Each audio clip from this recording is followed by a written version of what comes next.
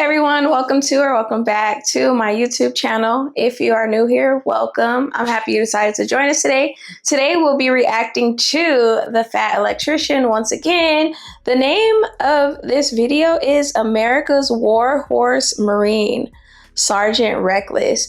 You guys, this video has been suggested to me so many freaking times. Everybody's telling me I have to hear about Sergeant Reckless. I will not be doing too much talking, so let's get into it. What if I told you that if it were not for the actions of a single beer-drinking horse over the course of 48 hours, South Korea as we know it today would probably not exist?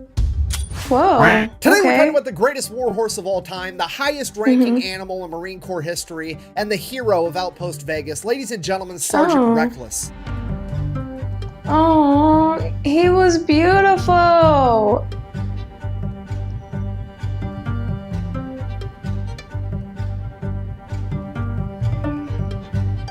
All right, before we get too far in this video, we do have a sponsor for a couple of reasons. One, I got bills, just gonna be honest with you. Two, I gotta pay the editor. And three, in the case of this particular video, back in the day, it used to be a rule that whenever Sergeant Reckless at least he's honest. Publicity, whoever did it had to make a $1,000 donation to a Marine Corps charity, and I am gonna honor that since I'm making this video about her. That being said, this video is brought to you by Raid VPN. Wait, no. Nord Shadow Legends. No. NordVPN, that's the one. Full disclosure, I tried to make a funny skit ad for this video where like me and my wife were both in bed and instead of using a condom, I used NordVPN and then I accidentally put a condom on my phone, but my skit failed miserably. Okay, get out of here, Lucio. Okay, it's fine, it's fine, it's fine. If I used NordVPN, my dog wouldn't have been able to find me because I'd be in Singapore, actually. Oh my gosh. Your dog can find you, but your internet service provider can't. Okay, so believe it or not, I actually do use NordVPN in real life, but I use it for a different reason than any other talking point you've ever heard in a Nord ad ever, so I'm just gonna go ahead and show you guys that today. All right, so let's say I wanna start working on a new video, so I hop over to Google to find some sources. We pull up Google, and let's see what we come up with. Let's say I wanna do a video on Imo Koivunen, the Finnish guy that took a bunch of Pervitin. Google that, here's what pops up. I've got a Wikipedia page, and then I did that video. I'll leave it linked down below if you haven't seen it already. Now, I know that Imo is from Finland, so or reacted to his video. And I actually changed my location from America to Finland. Hopefully, since it's his native language, it'll give me some better sources. 2 seconds later, I'm now connected to Finland, and as far as anybody on the internet's concerned, I am a Finnish guy in Finland browsing the web. Now, we just go back and I hit refresh, and as you can see, I have a bunch of different sources all about Imo Koivunen. So we're just gonna pick one. I go up here, I hit translate, and now I have a new source of information for my video on Imo that I never would have been able to find were it not for NordVPN. And it has a bunch of other use cases on top of that, so if you wanted to check it out for yourself, you can go to nordvpn.com/thefatelectrician. Now let's get back to this video. Our story takes place during the Korean War, which is kind of an issue because most people know absolutely nothing about the Korean War, and it's kind of important for context. So we're going to do a real quick and dirty oversimplification of the entire thing. Super casual, 60 seconds. We're going to learn more about the Korean War than most people do in their entire K-12 education. Because I sure don't know nothing. Here we go. July 25th, 1950. Communist North Korea, backed by Communist China and the Soviet Union, decides that they are going to attack South Korea and try to take over the entire peninsula. Over the course of the next 5 to 6 weeks, they would almost accomplish their goal, beating the South Korean military all the way to the base of the peninsula, and it is not looking good. But luckily, NATO shows up at the last minute to save the day. The NATO forces are like 90% American, but there's also some British, some Canadian, some Australian, and like 12 other countries on top of that, and they have a huge amphibious landing in Incheon, and they proceed to turn the tables on the North Koreans entirely, beating them all the way back into North Korea, and then they continue to advance, beating them all the way up the peninsula and almost to the border of China. So now the Chinese government's kind of shitting their pants because NATO's like 30 miles off their border, and they can't have NATO coming up in their territory with their democracy and their human rights and their food. They've got to do something about this. So China comes out of left field with their big-ass military, joins the fight, takes NATO completely by surprise, beats them all the way back down the peninsula to pretty much the original North and South Korean border. And this is where our story begins. I'm not trying to brag, but that was under 60 seconds, and I got a Lord of the Rings reference in there. I'm having a really good day. Okay, now that we're on the same page, October 1952, here's what the front line looks like. Each one of those triangles represents a hill, and on top of those hills is a bunch of NATO troops. Basically, at this point in time, time, NATO is now just trying to hold this line long enough to force the communists to sign a peace treaty and preserve South Korea. Because, as it turns out, this long string of hills is almost the exact same border that South Korea was before, so if they can utilize these hills to hold the high ground, maybe they can get this accomplished. Why do they want to hold the high ground? Well, because the high ground's awesome, isn't it, Anakin? Yeah, anyways, if I could bring your attention to the furthest triangle on the left where it says the Nevada cities. That is not actually one hill, but 3 smaller hills in a close triangular formation, commonly referred to as the Iron Triangle. Each one of these hills is named after one of the 3 Nevada gambling cities, Reno, Carson, and Vegas. The reason that NATO named them after the Nevada gambling cities is because it is a gamble as to whether or not the Marine Corps is going to be able to hold that position. Because if Chinese Communist forces are going to try to break through this line, it's probably going to be right there at the Nevada cities, because then they will have a direct path to the capital of Seoul, and if they're able to capture Seoul, it'll be absolutely devastating to NATO's ability to negotiate a peace treaty. So the United States Marine Corps absolutely has to hold this position, and most importantly, they have to hold Outpost Vegas because it is the highest of the 3 hills, and if they lose Vegas, they are almost guaranteed to lose the other 2. Alright, so here's the plan. Each one of these hills is going to have 40 Marines and 2 Navy corpsmen on top. These hills are so steep that the only way to get up there is by foot. They're like a 45-degree angle all the way up. So the Marines aren't able to get trucks up there. They're not able to get tanks up there. The only thing they can get up there is barbed wire, shovels for digging trenches, guns, and 75mm recoilless rifles. These recoilless rifles are pretty much going to be the Marines' only chance of defending themselves if they do get attacked. The problem with it is, though, since you can't get a truck up on this hill, now the Marines have to carry all the ammunition up themselves, and each shell weighs approximately 24 pounds. So because carrying these shells up this enormous hill 1 or 2 at a time absolutely sucks, the Marines get permission to buy a horse or a mule or a donkey or something. So they go down to Seoul and they start looking. And obviously, the first place they choose to investigate is the horse racetrack at Seoul. Is there probably going to be a pack animal at a racetrack for sale? No, probably not, because that's racehorses, and racehorses don't make good pack animals. But that is the one place that's going to have alcohol and gambling, so you best believe that's where the Marines are going to check first. But as fate would have it, they would meet up with a horse trainer and jockey by the name of Kim Hook Moon, who would be willing to reluctantly sell his horse, Ah Chim Hai, which translates to flame in the morning. He absolutely did not want to sell this horse. He described it as the most beautiful and intelligent horse on the planet, but he did it for $250 because he had to buy his sister a prosthetic leg. I believe her name was Peggy, or was it Eileen?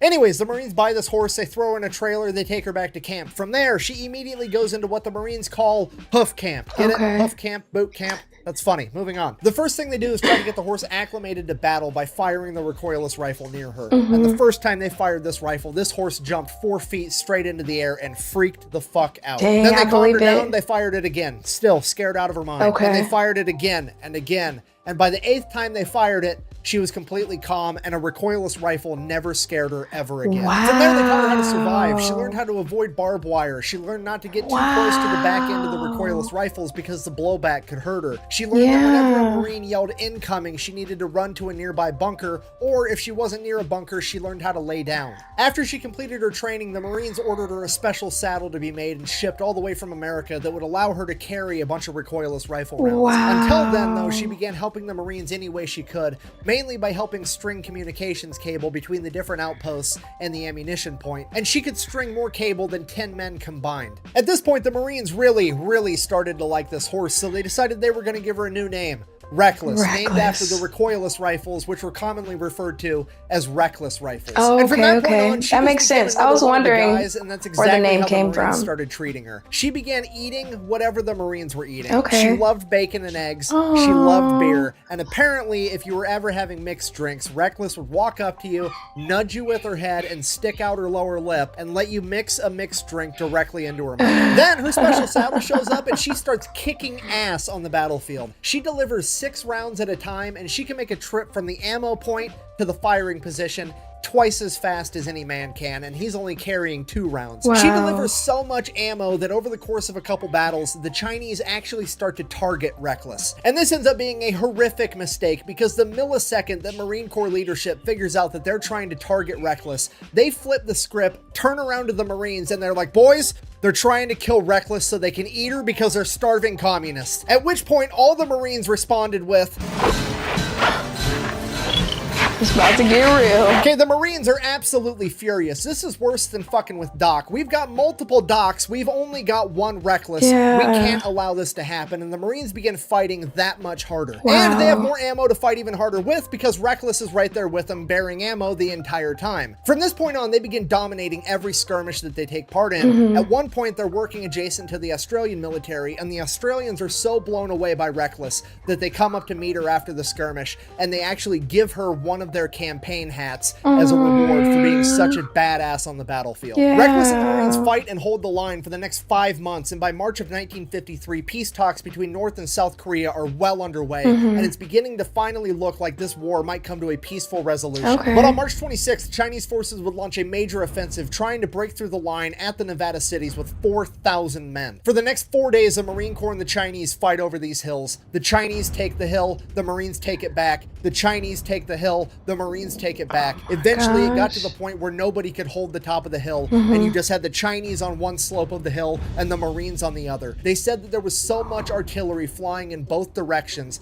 for the entirety of 4 days that the sound of individual explosions gave way to what seemed like a constant and consistent roar. For 4 days, they were completely unable to verbally communicate, and they could only talk to each other via hand signals. And because of all this noise, the Marine Corps forward observers weren't able to effectively communicate with the Marine Corps artillery and mortars, meaning that the artillery and mortars were just firing blindly into the general vicinity of where the enemy should be. Wow. Meaning that the only effective fire the Marine Corps has in this fight is coming from the recoilless rifles because they don't require a forward observer and they don't require communication. The men with the recoilless rifles are the ones spotting the enemy and firing the gun. The recoilless rifles are now the key to winning this battle, and they absolutely have to stay up and running, and they have to get this ammunition up to these hills to fight back. The problem is the ammo point is 750 yards away from the firing position, up a 45-degree angle hill that is constantly being pounded with enemy artillery fire while it's also covered with smoke and white phosphorus. But that doesn't change the fact that the ammunition has to get there, so they load 8 rounds into Reckless's pack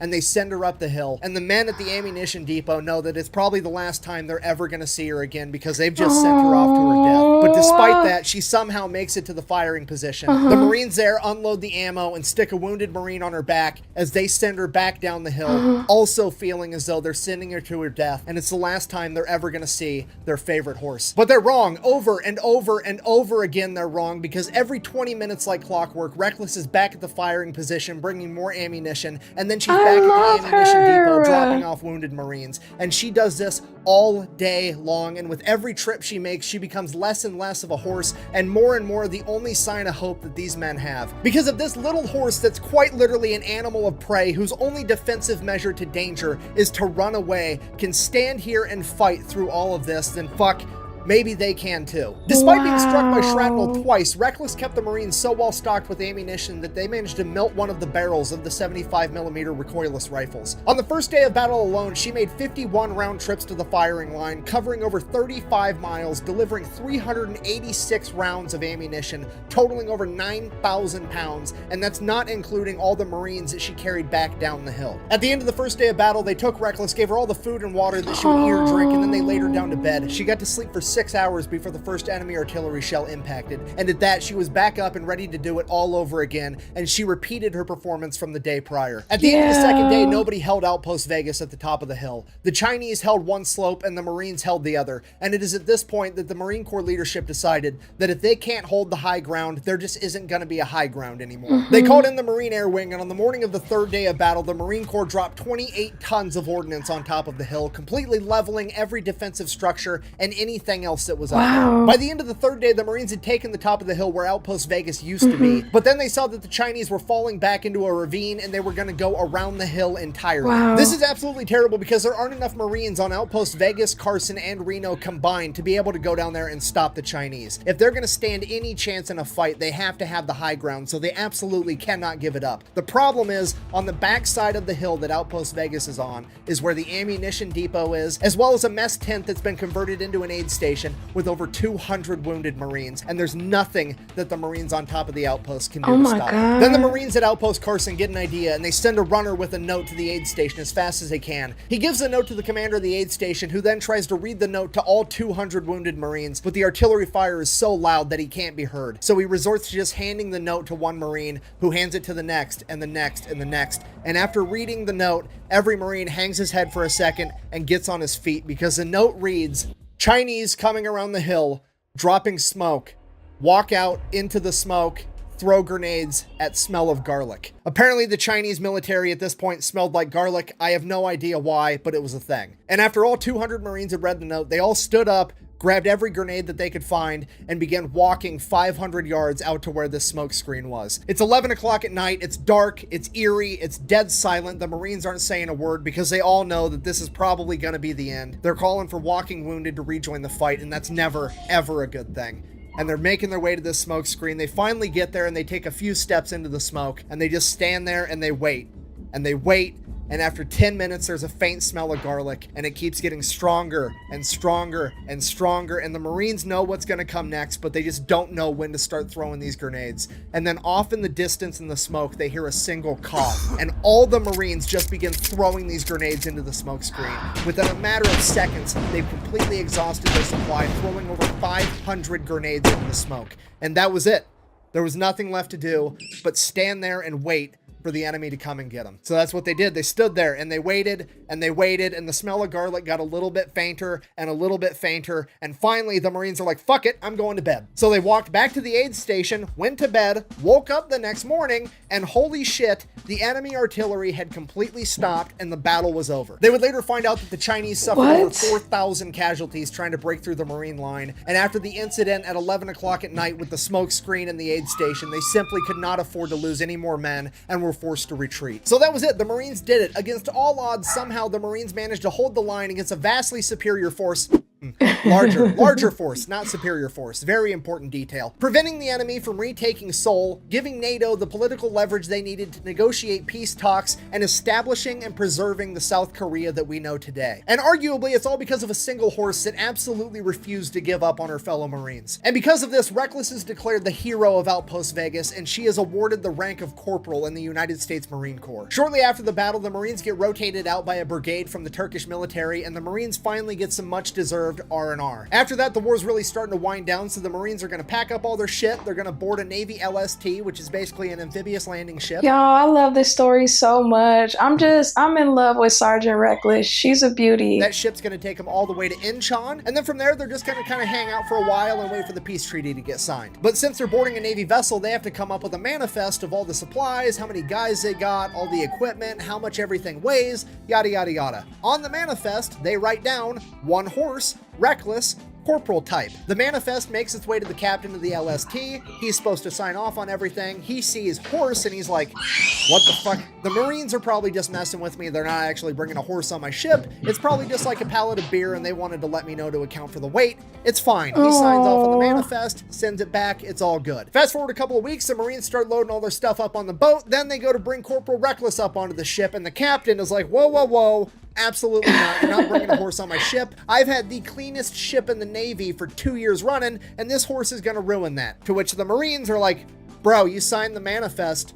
This is happening. Get over it. One thing leads to another. She's coming. Corporal Reckless gets on that ship. Once they get Reckless, all the equipment and all the Marines on board, the ship takes off, and all the Navy members are kind of making fun of Reckless and the Marines because it's not normal for Marines to care this much about an animal, and they're not treating Reckless with the respect that she deserves. So when they demand that Reckless gets fed bacon, eggs, and beer just like the Marines, the Navy absolutely refuses, and they said they're only going to give her cabbage and wheat. So that's what they do. This upsets Reckless's stomach, and she proceeds to shit all over this boat for the next 3 days. A couple days later, Reckless starts feeling better. They're almost to Incheon. They're about to port, get off this boat. Everything's going to be great. At this point, the Marine Corps officers have a brilliant idea. They decide, hey, us and our men just went through one of the bloodiest battles in American military history. The horse has been sick this entire time. You know what would make everybody a lot happier? If instead of just parking the fucking boat and getting off like normal people. What if we did an amphibious landing, you know,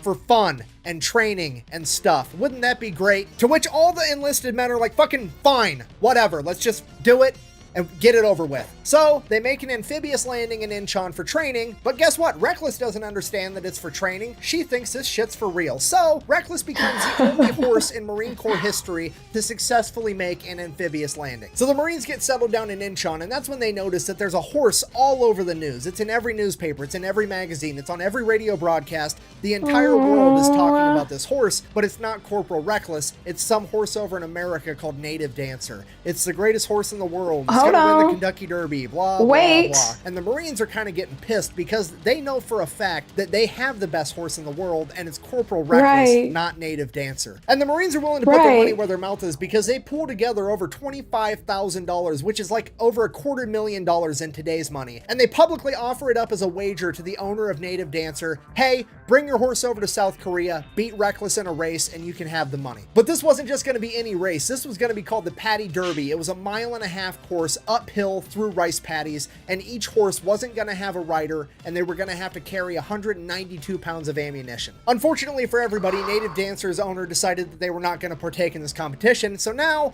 the Marines kind of just hung out until the end of the war. Then the order comes down, hey, pack your shit, it's time to go home. The Marines are like, cool, great, grand, wonderful, how are we going to get Reckless home? At which point the leadership over at the Marine Corps is like, well, here's the thing, we don't think that the taxpayers would appreciate spending their money to transport this horse all the way back to America, so we're just gonna abandon her here. To which the entire Marine Corps is like, the fuck you are. They go into full samurai mode. They're gonna figure out how to get Corporal Reckless back to America through the back channels, whatever. As they should, so they end up getting a hold of a public company called Pacific Transport, and they convince the owner to take Reckless all the way back to America. The only problem is Pacific Transport doesn't go to South Korea. The closest he can get is to Japan. Okay, cool. Now we just have to get Reckless from South Korea to Japan. Reckless's platoon then gets a hold of the Marine Corps Air Wing, and they convince those Marines to let them smuggle Reckless onto a cargo plane going from South Korea to Japan. From there, they get Reckless onto the Pacific Transport ship. They take him all the way back to San Francisco, where the Marines are going to meet back up with Reckless. Okay, fast forward, the Marines make it to San Francisco. The Pacific Transport ship makes it to San Francisco. The Marines go there to pick up Reckless, at which point they find out that Customs beat them there,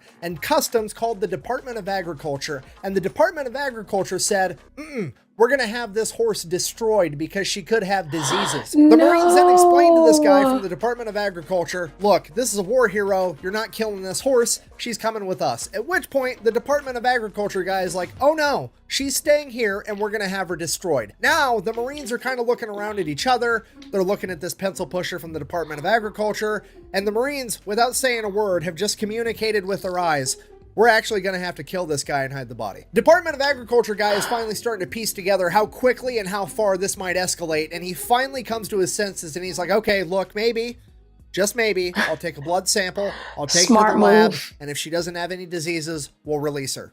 To which the Marines are like, that's a solid call. So the guy takes a blood sample, says it'll take me about a week to get the results. Go ahead and just leave the horse here. You guys can head out. At which the Marines said, nah, we're going to stay with the horse. And the agriculture guy is like, that's not necessary. And the Marines are like, oh, yeah, it is. Because at this point, the Marines have come to the conclusion that the communists were trying to kill Reckless for food, and American bureaucracy is trying to kill Reckless just for fun, and they cannot let her out of their sight ever again. So, agriculture guy gets a blood sample, he leaves, the Marines hang out with the horse for a little while, and then they're like, oh, hey, there was a Marine Corps ball tonight. Reckless is a Marine. Let's go. Then they smuggled Reckless out of the ship. Then they smuggled her out of the port. Then somehow they got her all the way across San Francisco, into the building, up the freight elevator, and they made it to the Marine Corps ball. Reckless walks in, and she has just given every Marine in that room the excuse they were looking for to get absolutely hammered. Everybody's drinking beer, eating cake, including Corporal Reckless, and Reckless is also eating all the flower decorations. It's a great time. Everybody wakes up the next morning, super hungover. They all go out, they get breakfast, bacon, eggs, give some to Reckless. Now, here's the problem. They kind of have smuggled this horse out and they don't know what to do with it.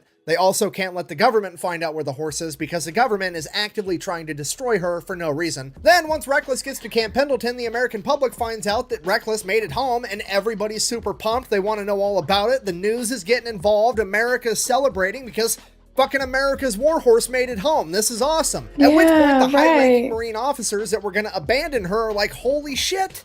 Wow. What a great idea. You guys smuggled her all the way here, and we're just going to take credit for it because this is going really well for us. We had no idea that the American public would be okay with us doing the right thing and bringing a war hero home. We thought the American public wanted us spending millions and billions of dollars teaching fucking pigeons how to drive missiles and strapping napalm bombs onto bats and shit. We had no idea that doing the right thing would be so popular. So then they throw a big parade, they have a big ceremony, Reckless gets promoted to E5 Sergeant in the Marine Corps, they hook her up with this cool ass blanket. She gets awarded 2 Purple Hearts, 1 for each piece of shrapnel she took during the Battle of Outpost Vegas. It's a huge deal. She starts doing commercials, endorsements. The rule with that was she doesn't work for free. She's willing to do charity events for free. Anything else, if somebody wanted her to endorse a product, it had to be a product she actually liked. If it was food, it better be food she liked. If it was a drink, it better be a drink that she liked drinking. Smart. Otherwise, she wasn't going to do it. And those companies had to pay $1,000 for the privilege of working with Sergeant Reckless, and that money went to a charity for the Marine Corps. And here's the thing with Reckless being a sergeant, most animals are like, oh, they're such and such rank, they're this rank, but they're not actually that rank. It's just like a symbolic thing. With Reckless, it was not a symbolic thing. The Marines treated her like she was truly and legitimately a sergeant in the Marine Corps. She was, though. Nobody that was a lower rank than her was allowed to give her orders or tell her what to do, okay? If the privates were standing around eating food and stuff, and Reckless wandered up and nudged one, that was an order to share some food, and that private needed to obey it. She was given her own private stable right outside the post commander's house, and there was a standing order that she was never to carry anything heavier than her blanket ever again. Sergeant Reckless even had an assistant. Every time they got a batch of new recruits, they would find out who the farm kid was, and he would be tasked with taking care of Sergeant Reckless. Now, part of taking care of Sergeant Reckless was taking her out for her daily exercise. Now, how do you exercise a horse if you can't ride a horse because there's a standing order that she can't carry anything heavier than her blanket? And even if she could, you wouldn't be allowed to ride her because she's a higher rank than you. You walk her? I have no idea. Neither did the Marine Corps, so they told this private, fucking figure it out. So this kid just had to start running next to Reckless 5 miles a day, every day.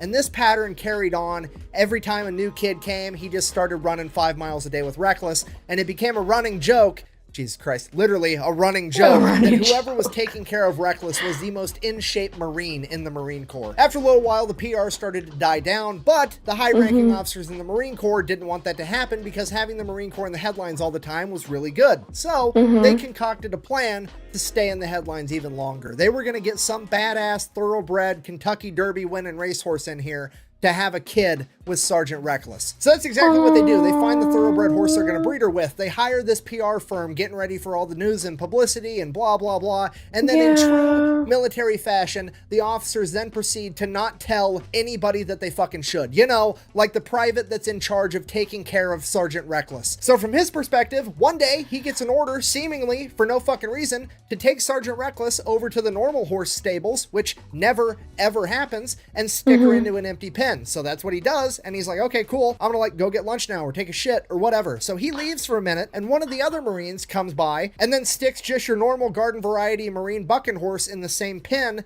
as Reckless, not knowing it was Reckless because Reckless is never in those pens anyways. So fast forward a little bit, Sergeant Reckless's assistant comes back, and Reckless and this bucking horse are midway through a horizontal jogging session, and he's not about to get in there and stop it. Okay, now Sergeant Reckless's assistant is having a full-on panic attack because Sergeant Reckless, the pride of the Marine Corps, is currently getting taken to Pound Town on his watch, and he is definitely gonna be in trouble for it. So as soon as they finish, he runs in, gets Reckless, takes her in the barn, he's brushing out her mane, he's getting the scratches off of her sides, he's trying to hide all the evidence. And then while they're in the barn taking care of that, that other bucking horse gets taken out of the pen, and this big old fancy truck pulls up with this big old fancy trailer, and this big ass Kentucky Derby winning thoroughbred racehorse gets unloaded and put in the pen that Reckless was just in. He gets done cleaning Reckless up in the barn, takes her out, and everybody's like, bro, what are you doing? Reckless is supposed to be in there with this other horse.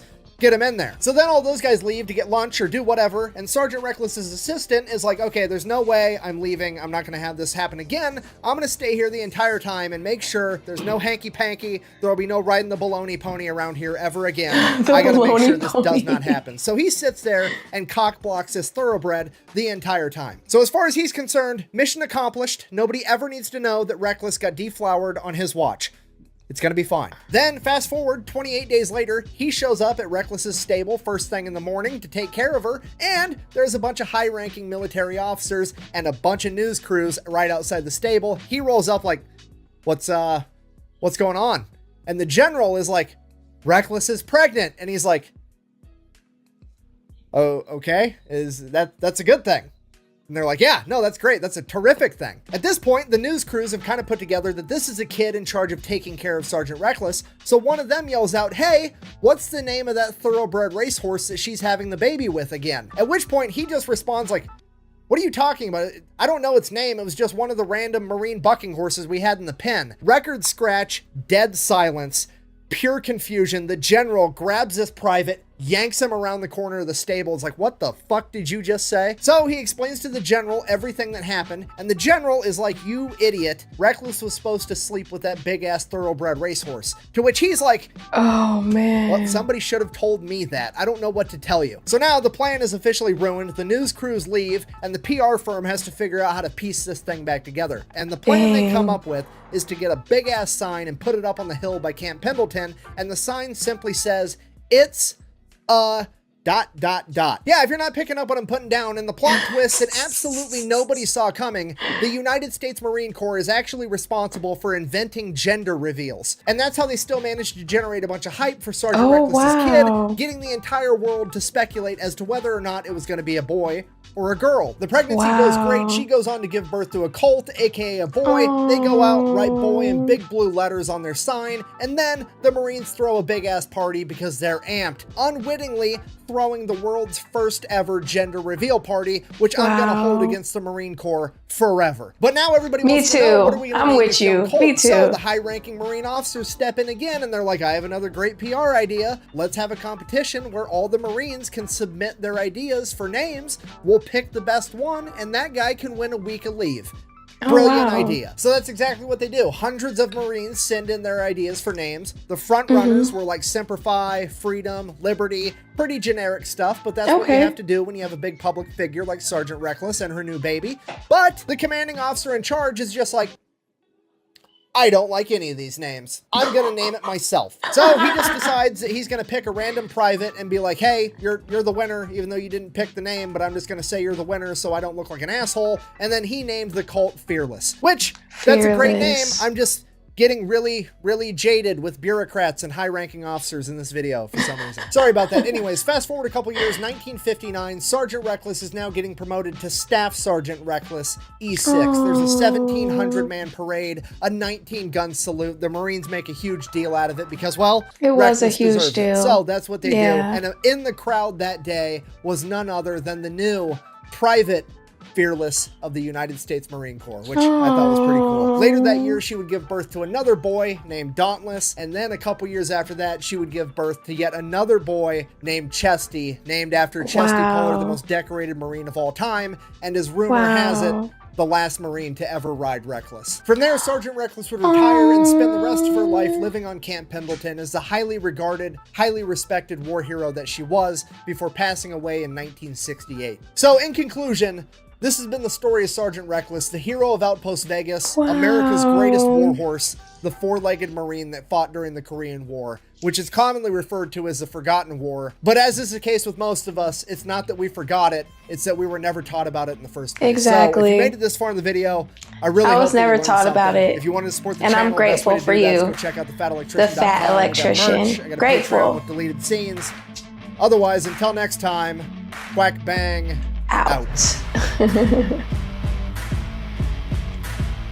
He's always so informative. I just love his channel. Leave. I have to go enjoy my not single ply toilet paper that I got at the store. Just for me. Just for me. He's silly. That was a great video though, you guys. If you enjoyed this video, please visit my description box. I did link the original video in there. And make sure you do subscribe to the Fat Electrician's channel. This dude is genius. He's genius. Also, if you haven't subscribed to my YouTube channel, I don't know what you're waiting for. Subscribe now. Do it now. And then also go the extra mile by hitting that notification bell. Don't hit it. Be gentle. By tapping that notification bell, so you'll be notified whenever I do upload a video, and we could just vibe out together and we could watch the Fat Electrician like all day. Sorry, I have babies. They're being loud and rambunctious. So I'm gonna end my video right here. I'll talk to you guys later. Bye. It's Miaaaa, that girl you came to see. So grab your snack and just sit back, leave a comment in the chat. Whoa, whoa, whoa. It's Miaaaa, that girl you came to see. So grab your snack and just sit back, leave a comment in the chat.